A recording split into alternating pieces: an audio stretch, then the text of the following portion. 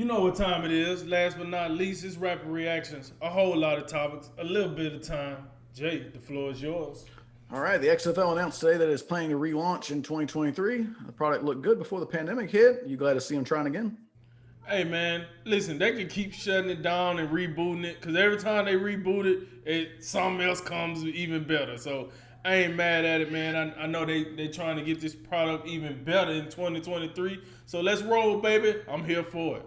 Boston Celtics forward Jason Tatum will be wearing number 10 in the Tokyo Olympics, which was worn by his hero Kobe Bryant in the 2008 and the 2012 Olympics. Feel good story, right?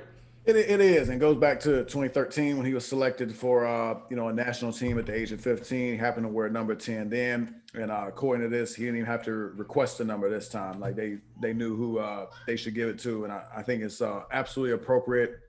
And I hope I hope the whole team does well. But this right here, I hope especially Jason Tatum has a great Olympics.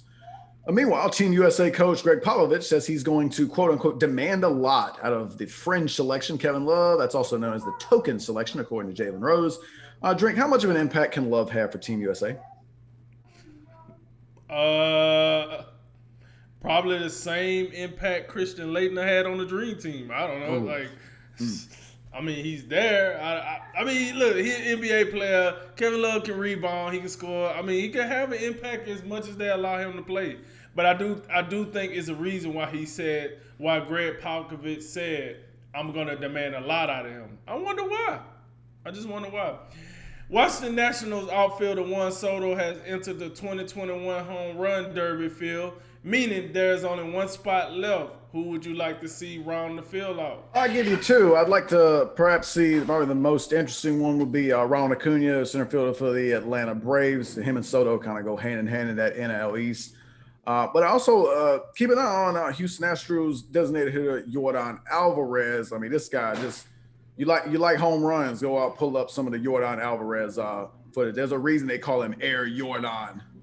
Shout out to the great one, Michael Jordan. This guy's great. Patriots wide receiver N'Keal Harry has requested a trade through his agent after 2 seasons where he only received 86 targets. You think that's a good idea, or should he give old Bill and the Pats another year? No, that's a good idea. Go ahead and get up out of there.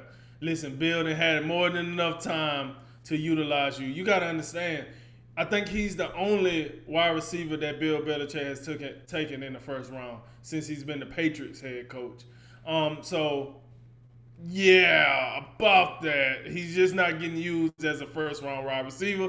I'm not gonna say it's a big market for him, but I would like to see him, in a place that would scheme up more for him. A 49ers. What was another?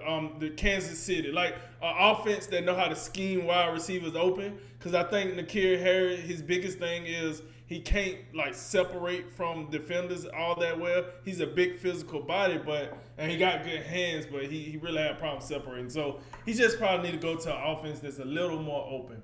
Michigan center Hunter Dickinson has withdrawn from the NBA draft and will return to the Wolverines for his sophomore season. Do you think that was a good decision? I do. He had a great campaign in his freshman season, but I think he could benefit from coming back, getting a little more polished. And also one thing you got to keep in mind that factored in his decision is he had the little name, image, likeness going on. So he mentioned that as a reason why he come back, make a little money on the side. So, but overall, I think it's a good decision. And then I think have another great year, get a little bit better, and then he should be a more attractive prospect in the next NBA draft. Jaguars rookie quarterback Trevor Lawrence has signed his rookie deal for 4 years, $36.8 million, clearing the way for his training camp attendance in 3 weeks. Drink, what are your expectations for Lawrence in his rookie season? Probably something similar to Joe Burrow. To be honest. Just come in there, be competent, show you can. You got the brass tacks for this job, and just be a leader, man. Like, listen, I don't expect him to come there and make the Jaguars a playoff team. Like, if I don't expect that from Urban Meyer, I'm definitely not going to expect that from Trevor Lawrence in his first year. But it's just to come in here and make an impact, man. Make an impact in your division. Make an impact in your conference. Make an impact in the league. That's all we asking. That's all Joe Burrow did last year. Nobody beat him up for that.